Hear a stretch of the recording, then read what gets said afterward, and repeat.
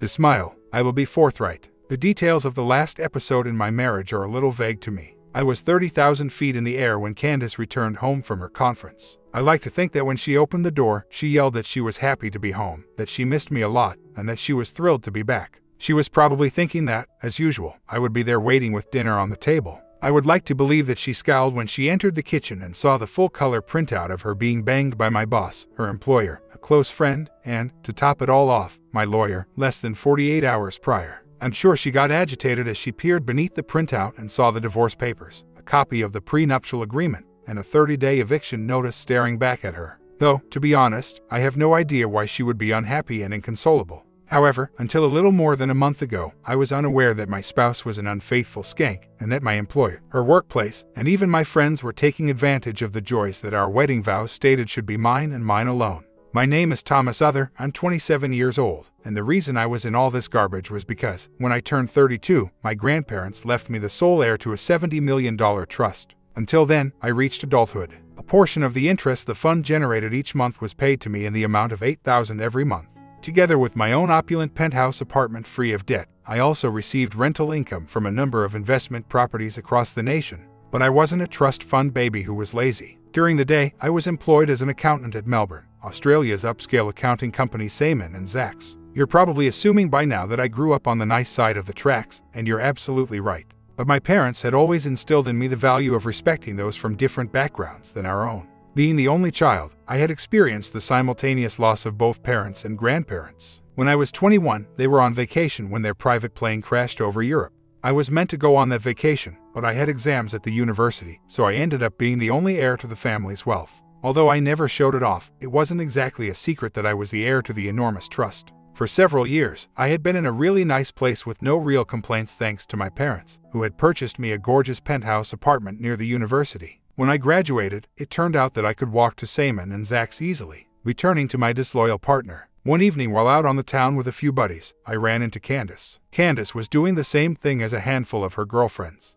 Following the drunken haze, we concluded that we liked each other and ended up back at my place in bed together after we danced and I bought a few rounds of drinks. Ironically, Candace was out that night assisting one of her buddies who had discovered her boyfriend was unfaithful to her. Candace and I got together multiple times over the next 2 months, concluding each meeting with us making a big mess in bed. When we made the decision to go exclusive, it was inevitable. I genuinely think that Candace was never very disturbed by my wealth in those early days. I always thought she was quite sensible, until recently. Candace made a respectable living working for a prestigious marketing company in the city. When I look back, I believe our marriage was wonderful. When we were first married, we didn't often eat at home. For us, Tuesdays and Thursdays meant going to the gym, and Saturdays meant going out to parties where we would eat well, dance at clubs, or laugh uncontrollably at one of the neighborhood comedy clubs. Thinking back on my proposal to her, I winced at what I knew at the time. She said yes, of course, and I felt like the luckiest man alive at the moment. Candace had what most men would consider to be an average appearance. She was maybe a touch heavier than she intended to be, and her brown hair was mousy. In hindsight, we were talking about establishing a family after 2 years of marriage when everything seemed to be coming apart.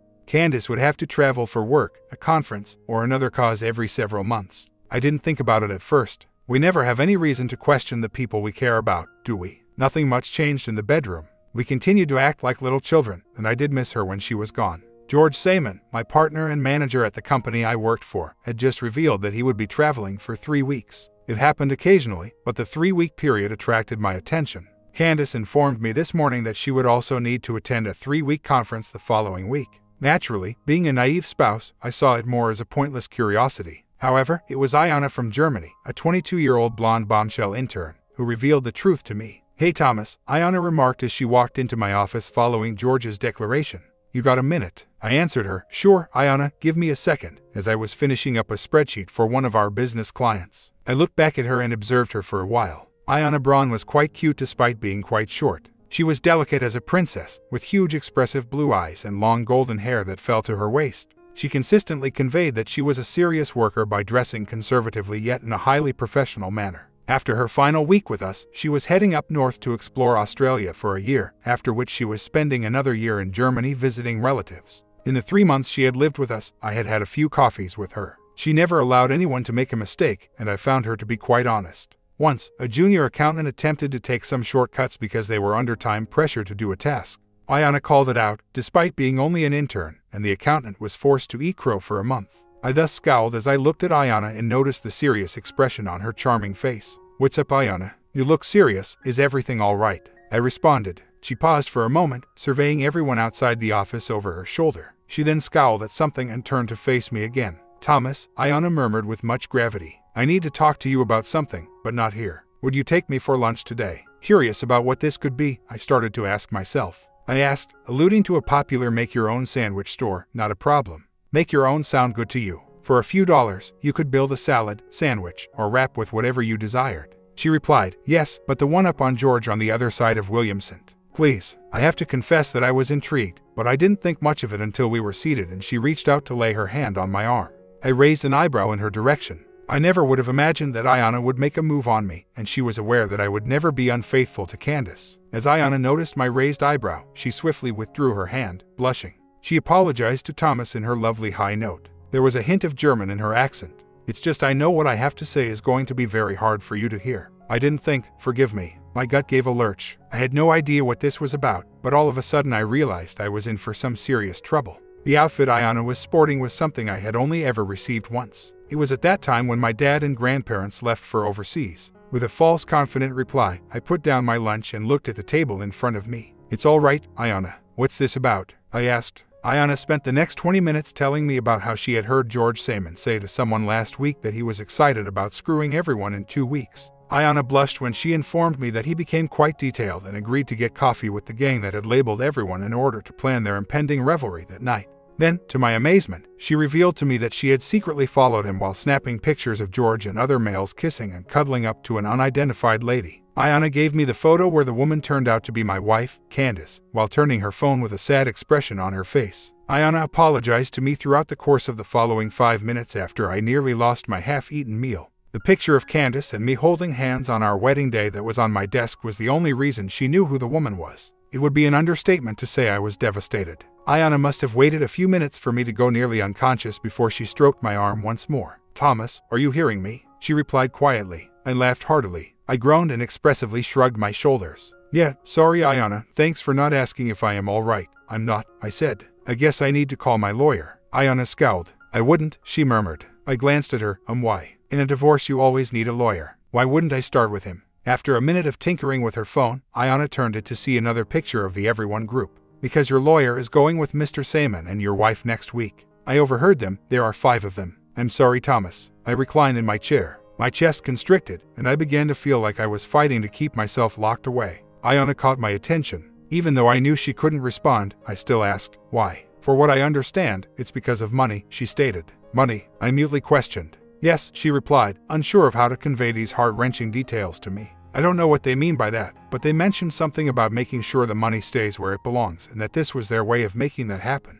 You know those times when something clicks, or when you think, what the hell?" Actually, I had both at once. "Ayana, I have to go to the bathroom," I blurted out. With a nod, she said, "I understand." I shook my head, a fierce battle of emotions simmering beneath the surface, but my jaw was now set resolutely. "No, I mean I need to make myself puke and send you back to the office telling everyone I'm unwell. Ensure that Mary calls Candace and tells her I'm sick. Tell her I am heading to the doctor and we'll figure out something after the visit."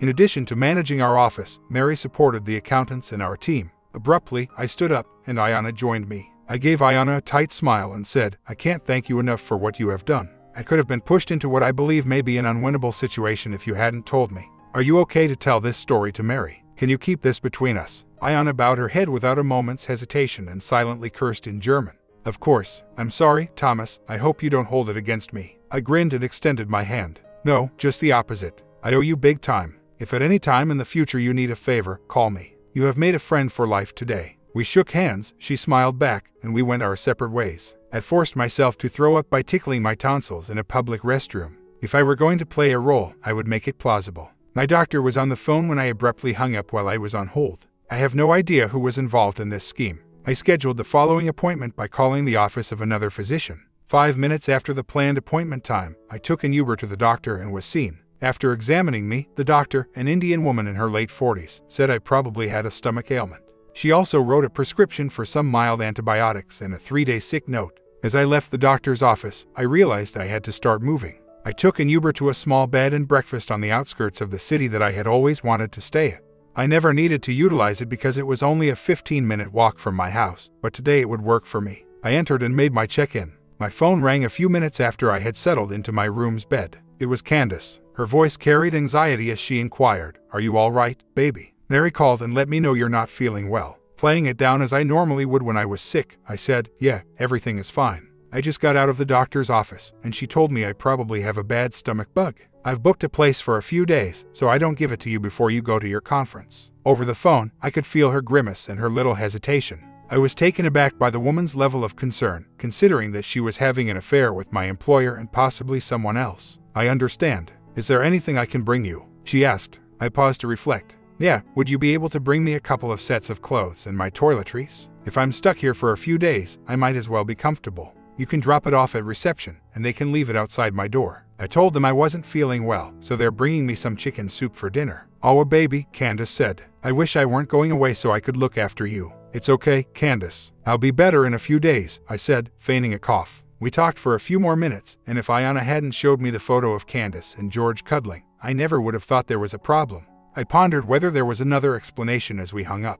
I took out my laptop from my bag, linked it to the BNB Wi-Fi, and looked for private investigators. Before I found someone who was willing to meet me in the morning, I spoke with 3 different organizations. I also gave Bradman, Torrens, and Clark, a new legal practice, a call. Acknowledging that they were the primary rival to my lawyer, I scheduled a 2-hour meeting following my meeting with the investigator. I tossed and turned all night long, sleeping for 30 minutes at a time before waking up to do it again. When Candace called to check on me and make sure I received the clothes, I dozed off again. She seemed worried, and once more I questioned whether she was truly coming out to me. Ayana was not lying, at least not in the photographs she gave me. However, I couldn't help but wonder if George Saman was having an affair with her twin. I informed the BNB reception in the morning that I was leaving and would return later in the day. I took an Uber across town to Discreet Investigators, a private investigation agency, and let them presume that I was going to a doctor's appointment in case my wife called. I didn't have to wait long inside before a very plain-looking man emerged and led me into a silent office. When he checked me for electronic bugs, I was taken aback and relieved that no one was watching.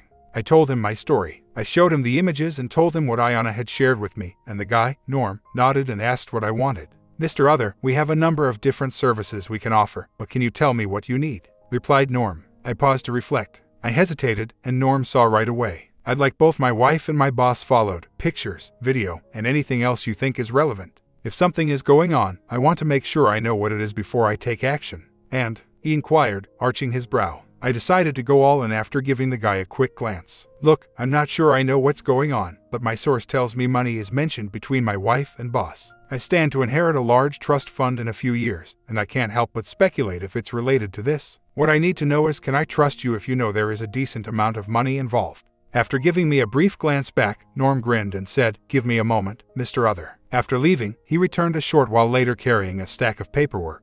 "They utilized the same lawyers I was due to see," I noted as I perused the documents. "I think we can help you get everything you want, Mr. Other. These are our privacy and financial forms. It lays out our rates and our legal terms." We shook hands, and I signed the paperwork. By the end of the day, Norm assured me he would have personnel on both Candace and George. I told him I would pay for everything, including any necessary travel, and I left for my next meeting with the group of people who might end up being my new attorneys. For many years, Randwick Johnstone served as our family's attorney. When the trust was established, his grandfather had collaborated with both my parents and grandparents. Randwick, or Randy as we called him, took over because he was still living with his grandparents when their grandfather retired. I never had any cause to question the man's integrity in the years following the passing of my family. Knowing that he was handling my account was a feather in his cap, I realized. He actually had a little practice with a few employees in the firm because I had served as a reference for him multiple times over the years. But after what I learned yesterday, I was not going to wait for the mountain to collapse around me.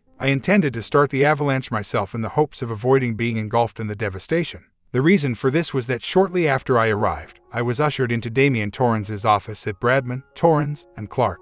For years, Damian had been attempting to win my business. When Randy needed help with an investment I wanted to make a few years back, Damian showed interest and even offered to bring Randy on board as a partner after learning the specifics. Damian looked at me with that probing gaze that only attorneys could have. "So, Mr. Other, to what do we owe this rather sudden visit and without Mr. Johnstone?" he asked me. With a trace of fear in my voice, I answered, "I have reason to believe that my wife, my boss, and my lawyer are conspiring against me and I need to protect myself. Attorneys are frequently represented as cold-blooded, emotionless men who charge exorbitant fees and have no regard for the clients they serve. The personification of such culture was Damien Torrens. He sat in an extravagant office meant to intimidate, and wore an expensive three-piece suit. When I finished speaking, Damien got up and turned to face the breathtaking vista of Melbourne that was behind him. After I heard him release his breath, I recounted my story up until this encounter for the next 20 minutes. With a smile like to a shark, he turned back to face me and asked, "You like to present a challenge, don't you, Mr. Other?" He exclaimed, "Look," and spread his hands. "If you are happy to bring your business over to our firm regardless of the outcome with Mr. Johnstone, I will provide you an overall discount of 25% on our services for the next 3 years, and I will even throw in 100 of my billable hours for free to seal the deal." I studied Damien for a minute as I glanced at him. "Why?" I inquired directly. I nodded and said, "Thomas, may I call you Thomas?" He complied and took a seat again. "For us, holding your account means a lot. It's not just the amount of money in your trust, it's the business it brings with it. You are smart in how you manage your money, you choose good investments, and I know that if I get your business, several other large clients will end up coming our way. By giving you the incentive to move with us now while you are in trouble, it stops you shopping around and gives us both a longer-term benefit."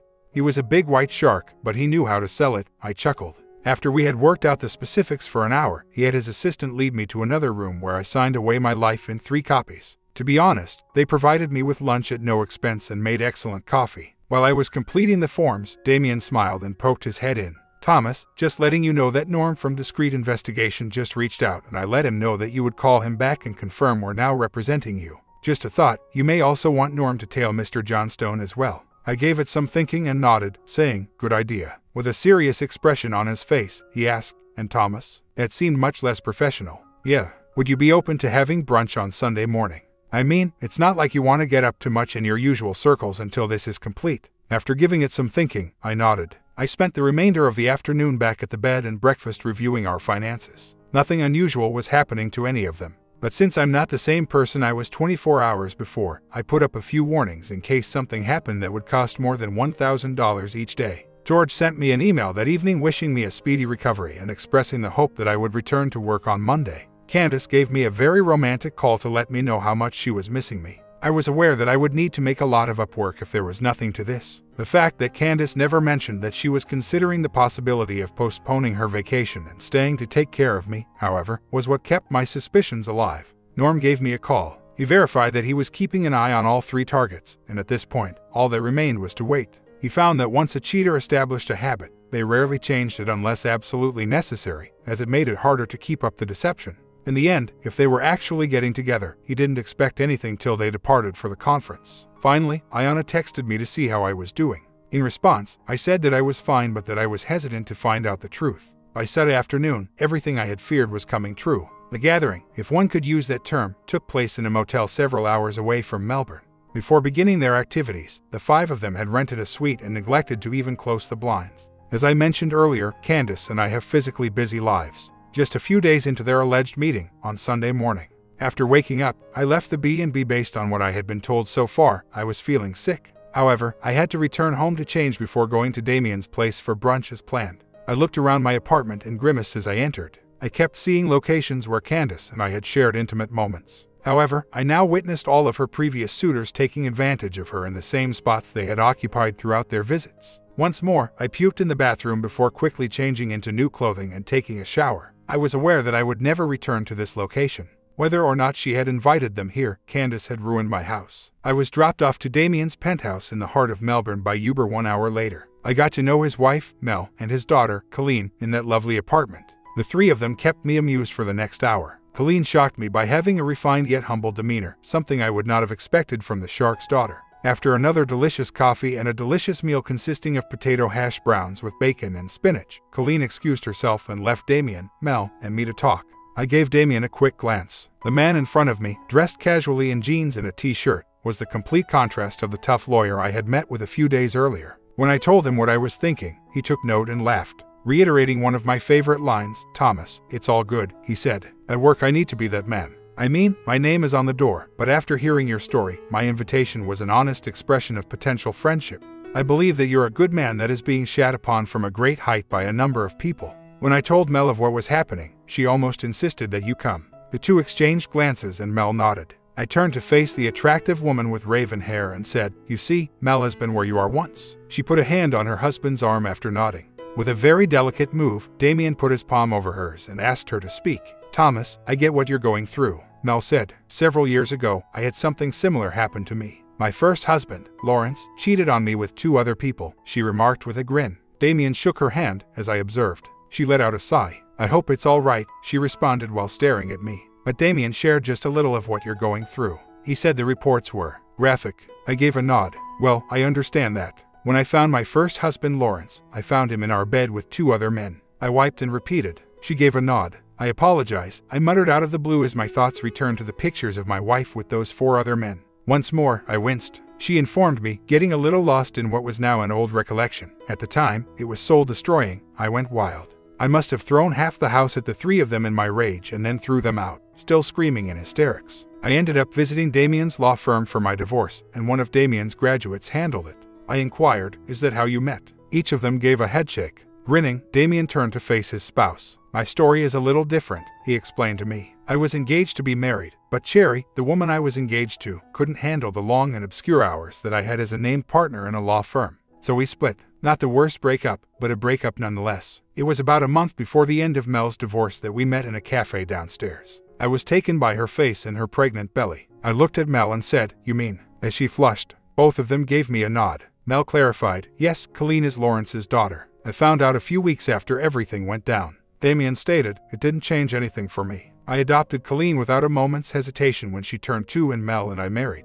Lawrence was happy to sign the adoption papers as it meant no child support for him." We sat for a while, the pair giving me time to process what was said. I took another sip of my coffee and glanced back at them. I inquired, "So what happened to Lawrence?" He grumbled. "During the year that followed, he got really sick from several STDs. We haven't followed up on him in a while, but last we heard, he was living in a shared house working the service desk for one of the major telecom companies." He exhaled. "But if it makes him happy, then good on him, but he should have been honest with Mel." Mel gave him another firm handshake and gave him a tender glance. "Yes, but it did bring you and me together. I can't complain about that if it cost me a little pain," Mel replied. Damien said with an almost cautious "there is that." After a short amount of conversation, Colleen returned outside and spent some time with us before leaving to make some Discord calls with her buddies. Mel got us each a fresh coffee and said, "So what about you, Thomas?" Mel was a great coffee maker, I discovered. She had completed a barista course a few years prior, so she was quite skilled at making a cappuccino. I lifted an eyebrow in Damien's direction.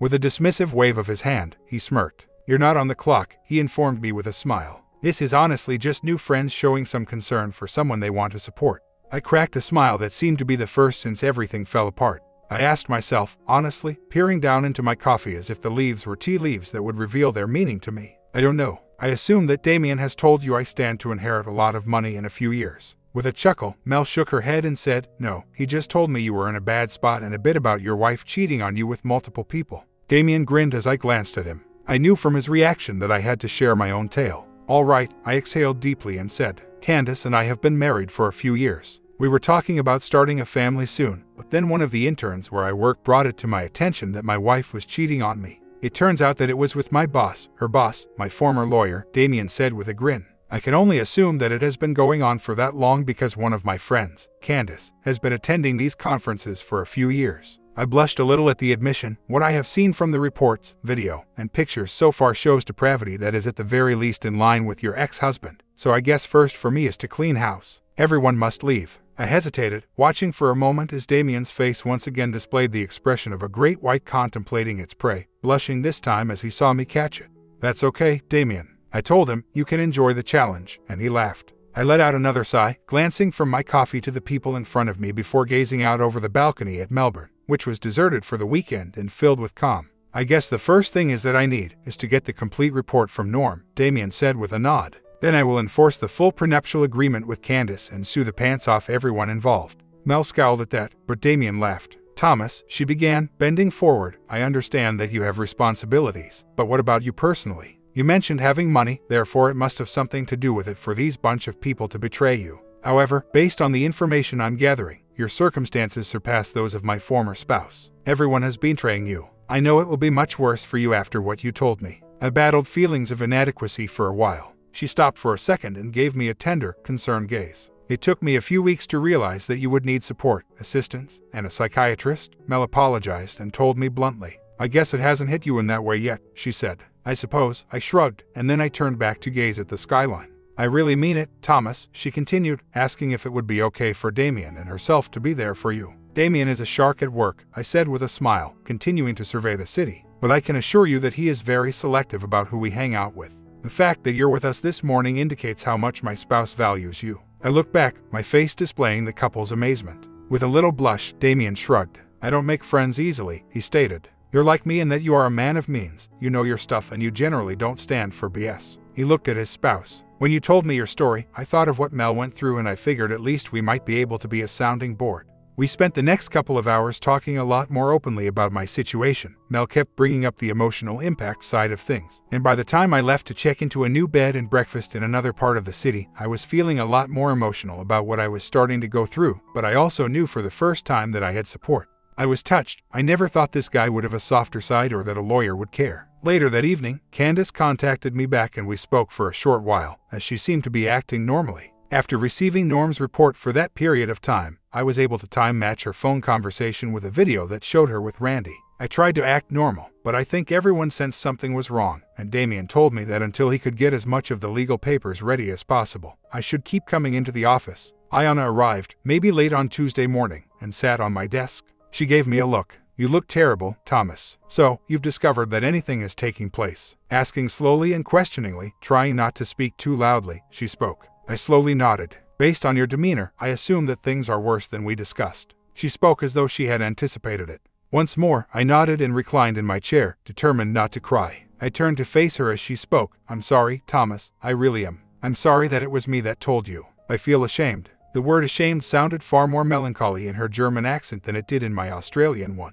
Don't be, I said her, watching her attempt to comprehend my suffering and felt my will to battle my way out of this increase. If it weren't for you, I would still be a clueless cuckold headed towards a who knows what future. What does a cuckold mean, may I ask? She inquired. I opened Wikipedia to find the basic definition and watched as her eyes widened in shock, then softened in sympathy. I then, in low tones, gave her a rundown of what I had learned, trying not to go into too much detail about the gruesome scenes I had seen, but even without hearing everything, by the end she had tears in her eyes. We would have received even more looks than we already did if we were sitting on the main floor, and I wondered, not for the first time, if anyone out there knew whether William Zacks, the other owner of Seaman and Zacks, was aware of the affair. Ayana wanted to go well, and she had 4 days left, including today, before she finished her paid internship, so she wanted to go well. She asked if I would meet her for dinner that night because she couldn't keep it together if I took her out to lunch and told her any more. I agreed that we would head out a few hours after work. While I pretended to work for the remainder of the day, Mary, our office manager, was having a few hours of afternoon conferences, so I will admit that later in the afternoon, I passed her in the corridor and she gave me an odd look.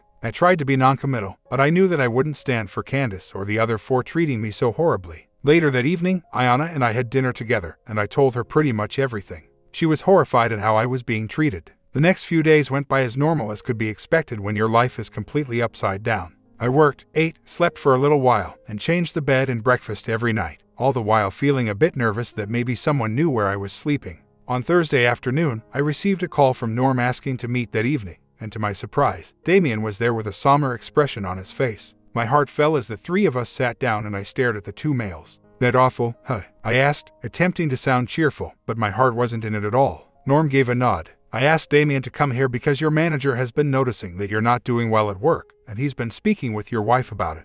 Using a specialized microphone, our team was able to capture a few audio samples. My heart fell. Looking back over the previous few days, I could now see that Mary and William were both aware of what was going on and had been communicating with George. It's worse than what you have seen so far, Norm said, clearing his throat to bring my focus back to the situation. If I had assumed that was everything, I was mistaken. You mean that more people at my place of employment know that my wife has messed up with my boss, her boss, my lawyer, and my friend, and it's worse than that. With a tone of contempt in my voice, I inquired. Norm didn't take offense. Unfortunately, he began, then paused. I invited Damien tonight because he's serving as your new attorney. He nodded. I've only been giving him excerpts so far while he gets everything ready, but based on what the report from today indicates, I believe he should be included in our future actions. I looked between the two men. I had talked to Damien multiple times this week as my new lawyer and buddy, and I had spoken to Mel a few times as well. I was becoming to trust the man rather quickly. I said to my pie, yes, Damien is in the inner circle. What's going on?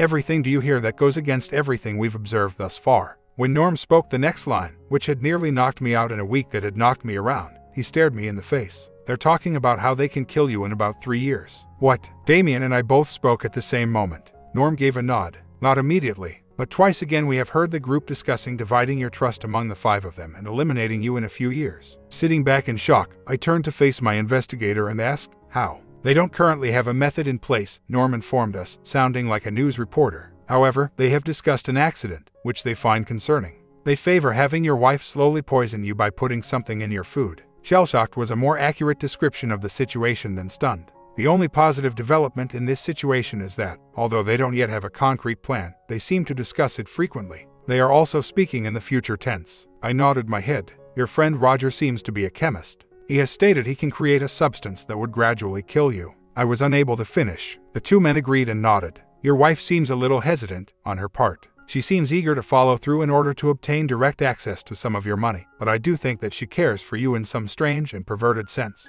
However, why? We're married, and it once belonged to me, so it would have belonged to us." I complained more than I wanted to. Why was she attempting this? She is aware that I would never have put limits on her. "People do stupid things when money is involved," shrugged Norm. "Now, the important thing to remember is that they haven't taken any action yet. They want your wife to have your child, in my opinion, and they're waiting to give you complete access to the trust to make things easier." Norm assured us, "My team is still in place. They are still listening, and honestly, they are just as disturbed as what you are likely feeling now. All 3 have requested counseling after this assignment and are all seasoned professionals." After we talked over some more specifics, Norm gave Damien and me a USB disk that contained additional audio, video, and photo files. Using a copy of the prenuptial agreement, Damien promised to have the initial divorce paperwork ready the next week. The next week, the submissions would have me suing Simon and Zach's, Candace's workplace, and every cheater. He'd even had a conversation with a real estate agent eager to get the apartment sold. He believed that it could be sold fast if I gave the go-ahead. Damien also mentioned that he will speak with the police regarding a murder plot after learning of their plans to kill me at a later date.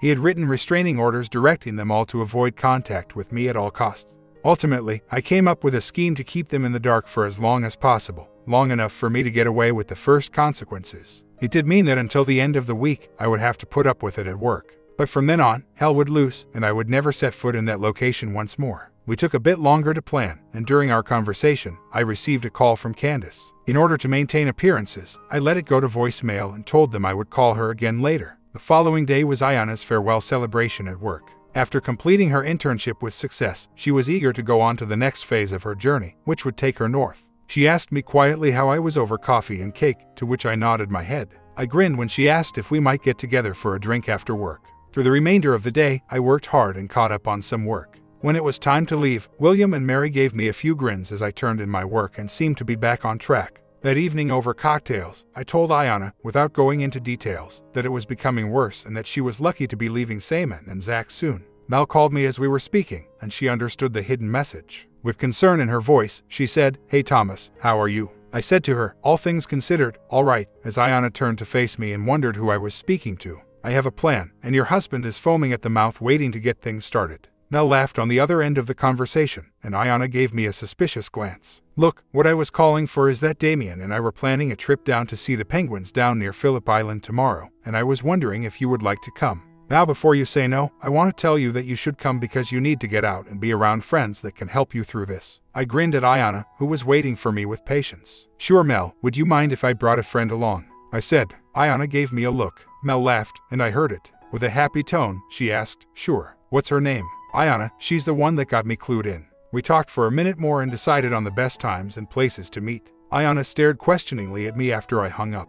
"Did you just ask me on a date by proxy on a call to another woman?" She responded. I assume she noticed my panicked expression when she stated it. She laughed and her expression cracked. "Thomas, calm down," Ayana said, putting her hand on my arm. "I understand you just need friends right now. Where are we going?" And did I hear the word penguins? At 7:30 in the morning, Ayana, Damien, Mel, and Colleen were waiting for us at an out-of-town service station. When they arrived in a canary yellow 2019 Mustang, I was taken aback. Before I saw it, I heard the massive V8, and when it arrived next to my own 2020 V8 Mach-E in gunmetal gray, I was both amazed and taken aback. I grinned and said, "I knew there was a reason I liked you," to Damien. Mel and Ayana grinned while Damien and I talked about Mustangs for a few minutes until we realized we hadn't introduced the women to one another. "Sorry, Damien, Mel, Colleen, this is Ayana." Ayana, this is Damien, Mel and Colleen. Damien is my new lawyer. After shaking hands, Mel gave Ayana a hug and we set off. Ever pondered what sounds better than a massive V8 engine roaring as it approaches the highway's on-ramp?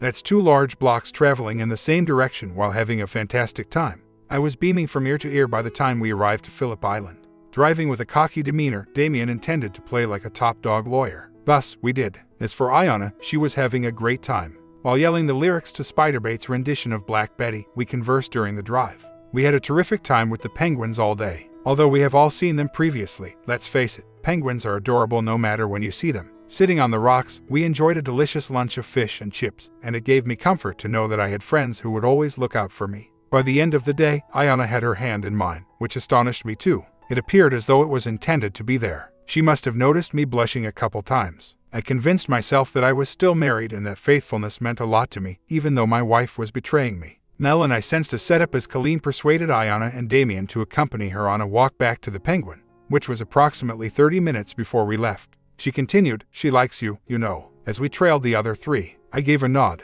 "I know, I kind of like her too, but..." Mel touched my arm and we strolled together. "I know Thomas. She does too. Ayana and I talked about it earlier. Originally, she was going to head up to Queensland for a month before looking for her next job, but she told me she would like to wait around to be there for you for the next month. She doesn't have a lot of savings, but she wants to be there for you." I suppose my expression conveyed my amazement. Ayana looked back to me at that point and grinned. When she realized what we were talking about, it froze. She then grinned even more at me, and as we drew closer to the penguins, she turned back to Colleen. Mel chuckled, saying, "See." Though a touch more somber, the voyage home was nearly as enjoyable as the one down.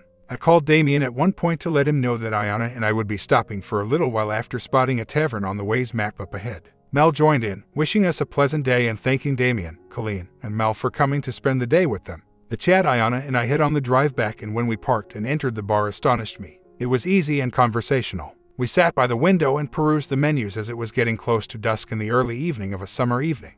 We placed meal and drink orders. My plan was to indulge on a whole rack of bourbon ribs, while Ayana placed an order for chicken parmageddon. For those who are curious, that is a parmigiana on a larger scale, complete with more cheese, fries, and sauce. I briefly sensed the atmosphere become serious. "Thomas," was the inferred query. I gave her a look. I have already described some of the general physical characteristics of this woman who is currently rescuing me, but to give you some specifics. Ayana was born in Germany, where she was raised until the age of 4, at which point her parents emigrated to Australia. She was always good with statistics, and she is currently pursuing a postgraduate degree while taking short-term internships across Australia to get a taste of the nation before settling down. Ayana is a little woman, at about 5 feet 2. As I previously noted, she has beautiful blonde hair and a gorgeous face with deep blue eyes that I felt like I could easily fall into now that my marriage was failing.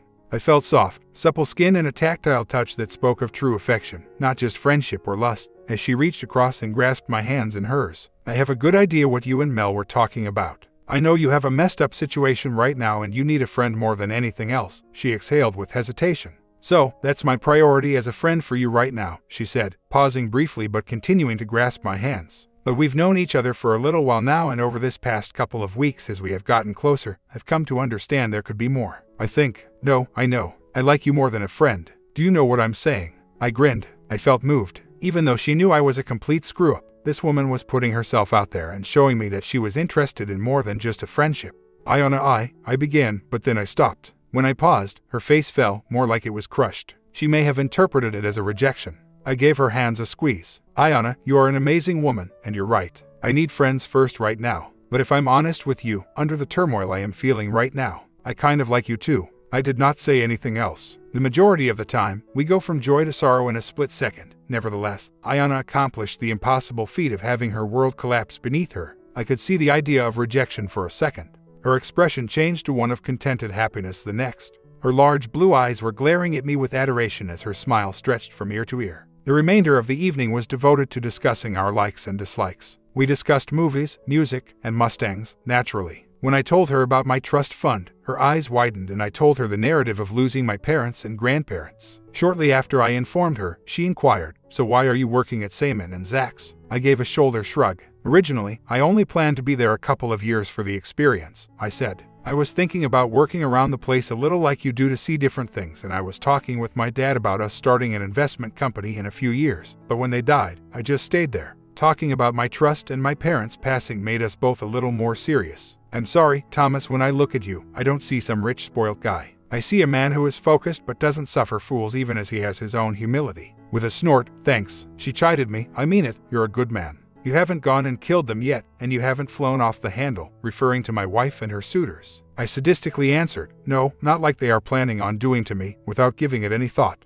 What? Her wide gaze questioned. I just realized what I had said, and I told Ayana about the high-level discussion that my pie had begun to increase. That once I fathered a child with Candace, they were all going to come after me in a few years to take a part of the money. By the end, Ayana was crying and horrified. I feared she was going to start looking for assassins since she was nearly whispering to me and her fingers were clutching my arm. You're doing something about it, aren't you? I'm not a lawyer, but that needs to be a crime, she said. I gave a nod. Damien is on the case. It will all happen at the end of next week. She let me go. I apologize, but your wife is planning to kill you, Thomas, she exclaimed, her voice bordering on hysteric. After a few more minutes of conversation, she gripped my arm as we made our way back to my car while she was virtually always gazing around. Ayana, it's okay, I comforted her while cradling her hand in mine. I doubt there is anyone watching, but if there is, I've got a fast car here, we can outrun them. She laughed at that, and we had much more muted talk for the remainder of the drive home. Ayana gave me a strong hug when I dropped her off, and in a moment of weakness, I kissed her chastely on the lips. When we realized what we had just done, we both grinned and flushed, knowing that if we let it, there would be more to our connection. Smiling, I drove away. On the journey back to the new bed and breakfast I had checked into, I sang along with the radio. Thanks to Damien, Mel, and Colleen, but especially to Ayana, I felt at least some of the agony in my heart start to fade. My cell phone rang when I was walking down the street. It was Candace. I could hear her coming from the bar. I've been trying to reach you all afternoon, she added, her voice carrying a hint of fear. Baby, well, I thought. I didn't answer her phone. Sorry, Candace. I ended up heading down to Phillip Island with some friends and their daughter to see the penguins today. It was a last-minute thing and I kind of got distracted. Her voice relaxed the strain I was feeling. Oh, okay, I was a little worried there. Did you have a good day? She said. The problem of my lack of communication has now fixed. I informed her, allowing my sincere happiness to see Colleen with the penguins to permeate our talk. It was a great day. Seeing the penguins with kids is amazing. They bring a different perspective around the happiness you feel. I told the truth. It was funny to watch Colleen interact with the penguins. She enjoyed giving them the bait fish we purchased, and once she was amusing us all by attracting a gang of penguins who followed her about in search of more food. Okay, I thought to myself, have a child and you can poison me. I asked, shifting the subject. We'll see, Candace. So how's the conference going? Are you out? She answered, oh yes, well, the conference has been great. We've really been going at it hard, not realizing that I was picking up on her subtle hints. Yes, my boss and I are going out for a couple drinks as a group. I wondered if the woman possessed any kind of virtue. After that, I stopped listening to her and lost interest in the conversation, letting her chat to me for a few minutes about something I have no idea about. She hung up with I love you, but I'm not sure whether she noticed that I never returned the favor. I was pretty sure that both Mary and William were in on something to do with George and Candace, but I didn't know what, so I started getting to work early every day the following week to get on top of my workload, and as the week went on, I noticed that they were looking at me less and less as I had my nose to the grindstone. I moved into another bed and breakfast. Why? Well, in spite of everything, I was suspicious even before I found out about the plot to kill me. After that, I was just as crazy about the whole thing as Ayana, which is why I would switch places every 2 days. That week, I spent most evenings with Ayana. We had dinner, and she helped me pack up everything that I owned in my apartment, including Candace's, which was being moved and put in a different location with payment for 60 days, so she would have a few months to organize what was coming. My stuff was going into a storage shed for a company I had invested in several years ago, at no cost to me. I had daily conversations with Candace and received Norm's reports. One evening, while we were packing up the kitchen, I showed Ayana a couple of the report's pictures by mistake, and she promptly ran to the bathroom and puked, probably from seeing 5 people doing things that a director would find difficult to get professional actors to try. When she returned, she was hopping mad and gave me constant hugging while berating my soon-to-be ex-wife for her behavior. We made it to Monday morning, when I went into work as usual, attended the staff meeting where William informed us that George would be returning tomorrow, and noticed, for the first time since I was given the inside scoop, that Mary was staring at me while William was telling us. If they were involved in any conspiracy, I made a note to forward that information to Damien. It was game day, the cheaters would be back early in the afternoon, and I was going to take a 1-month vacation to Cairns in North Queensland. I was asked to have lunch with a group a little before lunch, and I declined politely. But, as they were leaving, I started wiping my laptop and left my keys and swipe cards on my desk. I wanted to leave my resignation letter, but Damien's team was going to deliver that later today. The driver of a corporate car opened his door to greet me as I left the office, and we headed for the airport, him informing me that our jet was on time while Ayana greeted me and planted another of those chaste kisses on my lips that I was growing to love. Damien and Mel were waiting for us at the airport when we arrived, and I gave my lawyer my phone, and he gave it back to me with a new number that only a few people knew and would remain that way for some time. Ayana and I took a business-class flight to Cairns, drinking champagne once we got to cruise level, knowing full well that Candace and the other cheaters would be getting home at that same moment.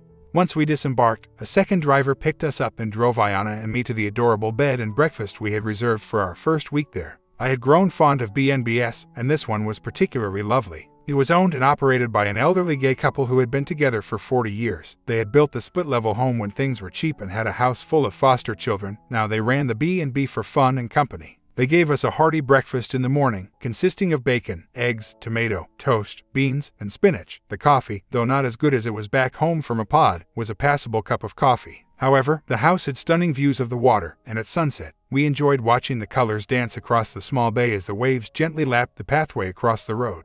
The owners told us that they had remodeled a few years ago and had 2 king rooms and 4 superior rooms. The king rooms were luxurious and cost a little more, but I knew it was worth it. Ayana and I shared a large king-size bed and an attached bathroom with a double shower and whirlpool tub. For the first 2 days, we were the only guests, so we were able to be a little more passionate. In passion, Ayana, oh my goodness, but I'm getting off topic. I checked my phone on the trip from the airport to the bed and breakfast, and there was just one message from Damien. I followed instructions and was anxious for the first time that evening after checking in. Ayana and I knew we would be sharing a bed, and I believe we were both concerned about what we expected from each other, but we didn't need to worry. After taking separate showers, Ayana opened the bathroom door, and I completely forgot about the book I was reading. I then went to bed and started to read one of the novels from the downstairs library owned by our hosts. Back to the present, Ayana is a diminutive woman with long blonde hair, a sweet face, and a large, expressive blue eye. No, of course, I was stunned to see Ayana standing there in the bathroom light, wearing a sheer black teddy with just enough lace in the right places to hide her darkest secrets and some designer lace that accentuated her torso in a way that was both exotic and beautiful. Her calves were accentuated by the heels she was wearing, and she exuded nervousness. The book I was reading fell to the floor. She approached me. I stood, pulling her into my arms, and we kissed in a calm bliss. I felt her tongue brush against mine, and then her body ease into mine. Time seemed to stop, and the simple act of kissing expressed feelings of lust, friendship, and, dare I say it, even love. When we pulled away, we exchanged glances. Ayana said to me, "I love you, Thomas." I had been fighting it for the past week, not knowing how I could fall in love again so fast while being betrayed and married. But Ayana was more than just lust for me. She was my friend first, knew nothing about my money until I told her, and was upset for me when she learned what was in store for me. "I love you too, Ayana," I said without hesitation. Since we both want each other, who was I to turn down the attractive woman's body? To be honest, I wasn't sure whether it would last, but Ayana was there for me when I needed her. We explored each other for a while after I put her down on the bed. After assisting my new partner to the shower, we took turns washing one another slowly and thoroughly before retiring to bed and savoring each other's tender embrace. "Good morning, sweetie. How's your mood?" Observing me awake, she inquired. "Wow, what a night last night was." Ayana grinned at me and said, "Wow, seriously, that was incredible." I reached out to cup her cheek in response. "Then it worked," she said with a smile at the compliment and an encouraging nod. "What was effective?" Perplexed, I asked. She paused and bit her lip like she did the night before, saying, "You forgot about the woman, and you claimed me as yours. And now, Thomas, my heart and soul are yours for as long as you have me." I brought her to me and planted a kiss on her after she gave me a questioning look. "And I am yours too, Ayana," she sighed contentedly. "You trusted me to do things that take a lot of time for couples to accomplish last night, and you gave me everything you had. I'm finding it difficult to stop falling in love with you so quickly. However, I am." After getting ready and out for breakfast, Ayana walked gently at first since she was getting used to a little stiffness. Our hosts greeted us with knowing looks. The next few days were incredible. Ayana and I explored the culinary scene, went to the breathtaking rainforest, rode the steam train and cable car, snorkeled on the Great Barrier Reef, and of course, had romantic moments. Every morning and evening, Ayana welcomed me into her body and gave me encouragement. But she also made sure I understood that I was the one who would never get to enjoy her body. My phone was gone at the end of the first week. I didn't think of it until Damien and Mel showed up with Colleen. We had previously made arrangements for them to spend the second week in our home. Damien told me it was okay and smiled at me. That evening at dinner, he had a tale to share. In order to allow the grown-ups to converse, Colleen went back to her room to watch a movie. "Well, the waste product has surely hit the rotating device," he remarked. He inclined closer. In total, 9 people have been arrested on conspiracy to commit murder over the past week. Ayana and I both said, "What?" at the same time. Damien smiled. "Yeah," he replied, a broad smile resembling that of a lawyer. "According to the police interviews and depositions we were able to conduct on your behalf, it appears that the 5 people you are aware, your soon-to-be ex-wife, your former boss, the office manager at your previous job, the other owner, and 2 more people at Candace's place of employment, were all involved in this." I took a seat back and exhaled. 9 individuals wanted me gone. I inquired. Damien informed us that, sort of, all of them acknowledged that they had no particular grudges against us. Yes, they all agreed that you were a truly great guy, but a few years after your death, each of them would receive at least a couple of $1 million from your trust. Of course, they all blamed each other, well, except Candace. She broke down when she came home and found you gone, the photos and the divorce papers telling the story. She's currently being held in a secure wing at the local Ramsay hospital for observation. Grinning at the memories, he told me, "I delivered your resignation and the notice that you are suing your former workplace personally. They are currently closed for business, and all staff members have been stood down immediately. It's a similar situation over at Candace's place of employment, so naturally, nobody believes they will survive." Yes, and I was there to witness Mr. Randwick Johnstone's arrest as well as to give the notices. It was, I must admit, a really pleasant professional experience. I chuckled and he winked at me. "There's no price for that one." "How about Roger?" I inquired. He was taken into custody as well. His spouse believed he was traveling across the state for work, not betraying the wives of his pals. I called her and offered to represent her on a pro bono basis. It seems like the least I could have done. Mel gave Damien a slap and said, "Baby, stop teasing." After an hour of laughing and questioning, Mel finally pointed out that Ayana and I were holding hands. "Well, you two didn't need too long, did you?" she said. Ayana blushed as she glanced at me, followed by Damien and Mel's laughter. She said to the couple in front of us, "I made him claim me our first night, and I made sure he never leaves the room without seeing some part of me. It seems unlikely that he has had a moment to reflect on those fools. Furthermore, I believe he takes pleasure in having me walk weird the next day." Mel laughed as Damien spewed coffee out of his nose, and I just gave her a Cheshire cat smile. Mel stared at me. Glancing between Ayana and me, she continued, "I think you're going to be okay, Thomas. I know she's a keeper." They spent the next week staying with us, and during that time we did a lot of day trips, spent a night at the casino, and even had a light plane journey up the Daintree coast. At the end of the week, they left for Melbourne, and we took a flight to Brisbane. I enjoyed playing the part of Ayana's boyfriend when she introduced me to her parents in Brisbane. One night, back in a big city, we watched the news discussing the conspiracy to kill myself in the future. My name wasn't mentioned, but when Ayana told her parents that I was involved, they nearly freaked out until we told them the truth. After our journey with them, we spent another week touring the sights of Brisbane and then Sydney. After a month had passed, neither Ayana nor I could imagine our lives without each other. Towards the end of the trip, we talked about marriage and having children. I told Ayana that once I got divorced, we would get engaged. It wasn't a traditional proposal, but she still loved me knowing that when the time came, I would pop the question. She flushed as the conversation turned to children. We made love in our hotel room overlooking the Sydney Harbour Bridge, and she murmured, "Thomas, I have a confession to make," clinging onto me. She sighed and continued, timidly, "It's possible I could be pregnant," wanting to see how I would respond. I never really gave birth control much thought before we had slept together, but in the last month, we've been sleeping nonstop and none of us has ever considered it. "We shall find out in a few days when my period is due," she asked, her gaze probing once more. "Are you crazy?" "No, I've thought about it a few times," I snorted. To be honest, I was kind of hoping we would fall pregnant by accident. I haven't been able to think of anyone else with whom I would rather have a child during the previous month but you. She woke up in the morning with her period, which was unfortunate. I gave her a kiss and told her that maybe next month, but for now, we should practice a lot. For the next week, my stunning blonde girlfriend woke up with me every morning. We finally ended our vacation, though, and returned to Melbourne, spending the night at Ayana's place, which was a little apartment about half an hour outside of town. She had convinced the landlord to let her stay there for a few more months instead of her original plans to travel north, so even though she was a little embarrassed by her place, I shushed her and we spent the next half hour walking around the place and asking the most ridiculous questions about everything.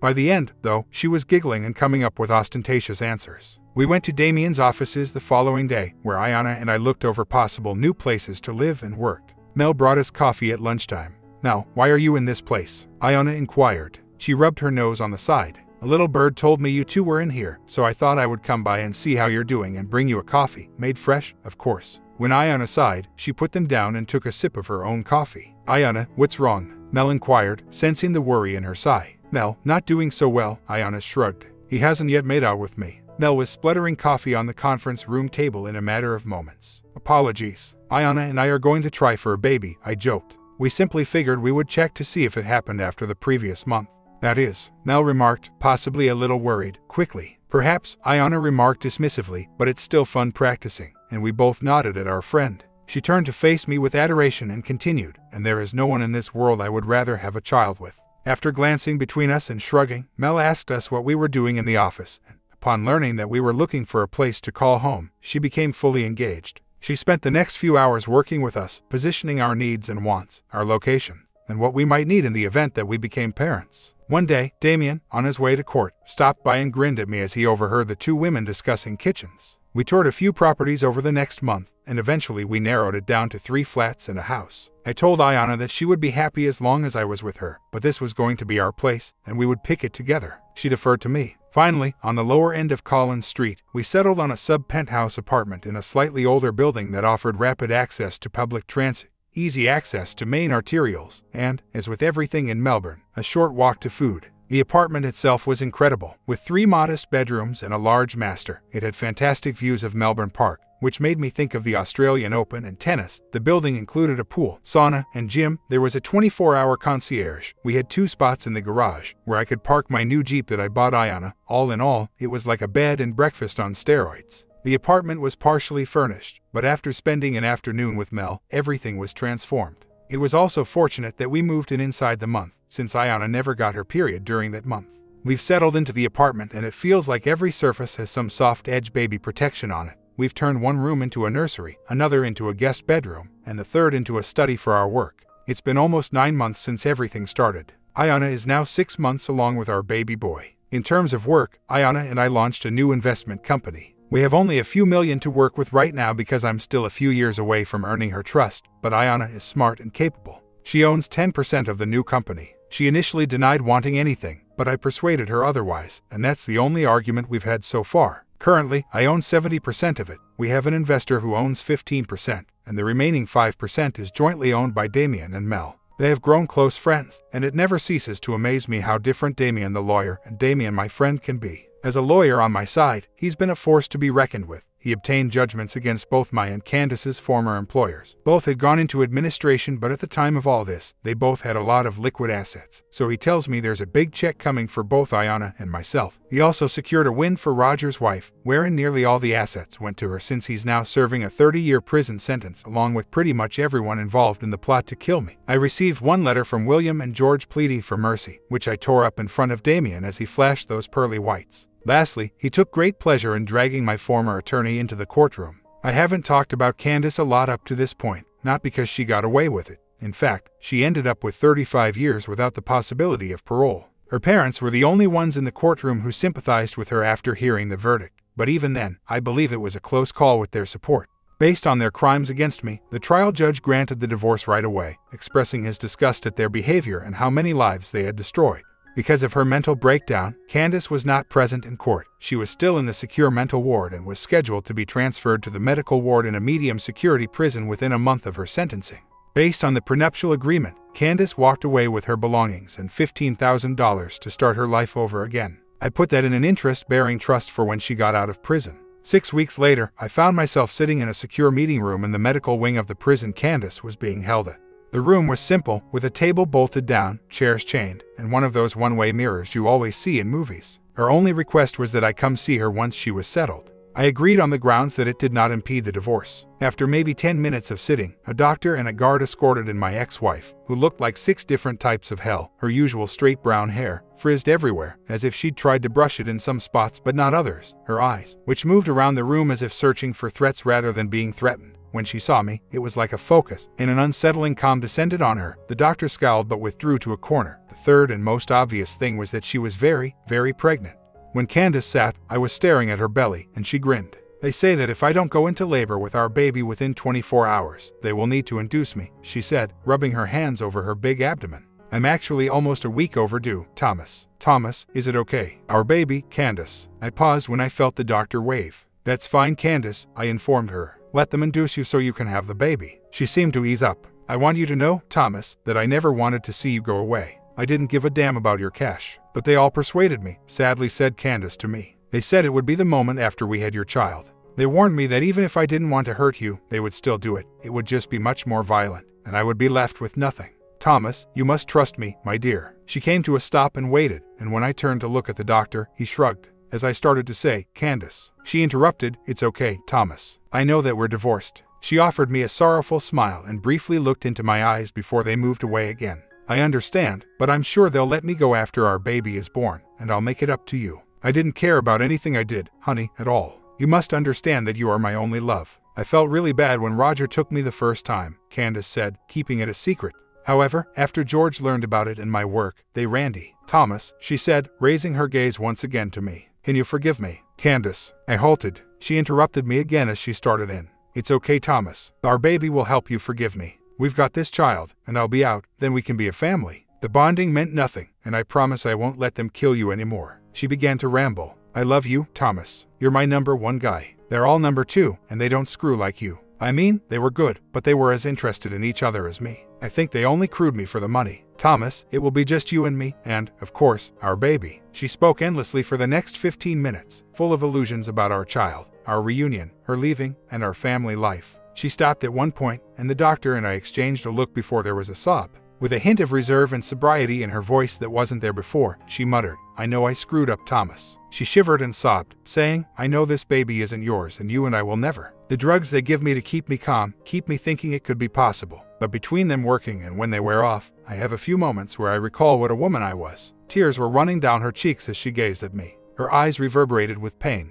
I cheated on everyone. She was becoming restless. I know that you hate me, Thomas, and I am cursed to still love you as much as the day I betrayed you. The doctor tried to approach her cautiously as she stood and tore off her pregnancy bra and prison top in one fast motion, leaving her topless. Take your vengeance, Thomas. Snarling more at herself than at me, Candace grasped her belly. Beat me and make me cry, hurt me and make me feel the pain you feel. She broke down and said, this baby isn't yours. I gave this body away when it wasn't mine to give. I just sat there, not sure what to do. As she continued to sit on the ground, she said, it was supposed to be yours, Thomas, it was supposed. Candace slowly turned to face me before turning to face the doctor, who, realizing that things were coming to an end, murmured softly to my ex-wife, I believe it's time for us to eat dinner, and you should take your next dose of medication, Candace. Candace took one final look at me with a slight sad grin on her face as the doctor assisted her in putting her top back on. She then knocked on the door and was retrieved by the guard outside. She left with the words, live a good life, Thomas. A week later, I received a call from her doctor thanking me for the meeting. She said that everything went more smoothly than he had anticipated, and that Candace gave birth to a healthy baby girl, for which they were doing a paternity test. She also instructed them to place the child for adoption, so that the child would grow up in a loving home and not go through the foster system in the hope that she would one day be with her, which she knew would never happen. After our meeting with Candace that evening, I was feeling very uneasy until Ayana put my head on her stomach and I felt our son kick. After John Thomas Other was born 2 months later, I thought about the helpless little girl. In a moment of weakness, I let Damien contact the adoption agency to ask about adopting Candace's child. 2 more months later, little Macy Candace Other moved in with us. We found out that she was Randy's kid, and Damien relished the opportunity to sue the disgraced lawyer for child support once more. In the end, a meager sum of money was put aside for her university fund. This was merely the principle, after all, and Ayana never treated Candace's daughter any differently than she did her own biological children. After the kids started walking, Ayana and I were married a year later. During our honeymoon, we gave them a little sister, then a year and a half after, a little brother, before Ayana persuaded me to get the snip. We told Macy the truth about her past and our relationship with her biological parents when she reached 18, and we always loved her. That week, there were mixed feelings in the flat. She needed some time to calm down, and Auntie Mel helped her realize that even though Ayana and I weren't very fond of donors, those are her brother's words, not mine. In any case, we set up a meeting where she could meet both Candace and Randy. Randy, who could not have cared less, insulted her, calling her a mistake that should never have been born, and then attempted to call her a defective product that had landed him in jail. It resulted in 2 guards removing me from my former attorney, putting him in the infirmary for a week, and causing him to lose 3 teeth. Macy never saw Randy again. But Candace was a different story. Over the years, her health had improved enough for her to be released into society, albeit she remained somewhat delicate. Her physicians informed us that some of the other inmates took care of her and kept her out of trouble. Ayana and I stood back and watched as Macy, with an outstretched hand, said to Candace, "Hi, my name is Macy Candace Other and my mom and dad tell me that you're my birth mother." Candace knew when she saw Macy standing there with Ayana and me and broke down, sinking to her knees in the visitor hall, her hand poised over her mouth as she sobbed. Macy, being a well-adjusted young woman, walked over and helped her up, leading her to a table. The guards were there, too, but we had warned them in advance that Candace would be crying and that the warden had allowed some touching as long as Candace had a full-body search afterwards. We watched again as Candace started to cry. Ayana glanced up at me and wiped the tear in my eye, exclaiming that it must be pollen. A little later, my wife dragged me over to my ex-wife, and we spent the next hour talking. I must admit that even I was moved by the scene of my adopted daughter and my ex-wife before me. The fact that I had adopted her daughter made a world of difference to Candace, whose doctors reported that her behavior had markedly improved after the meeting. She still had a little under half her sentence to serve, but the prison informed us that she became much more of a model prisoner after that meeting. Candace thanked me for adopting Macy. She had no idea what had happened to her after she gave her up and even didn't know her name. Although Macy and Candace were never close, she went to see her on her birthday and during the holidays at the insistence of her mother and Auntie Mel. As for me, I reluctantly accepted the situation, realizing that although I was moving toward forgiveness, Candace and I would never be friends. As for Ayana and me, she's still the one who makes my heart sing. She took a chance one day to show me that I was being duped. She still sets up scenarios for us to have bonding anywhere. She protects me fiercely and is amiable to everyone, but if she sees someone making advances toward me, she screams in German at them and then proceeds to make me screw them and take her back, like the devoted wife that she is. My comment: I was shaken when she said the baby was not his. Would you feel the same? What would happen if someone said that to you? Comment down below, sub and bell, and I will see you in the next one.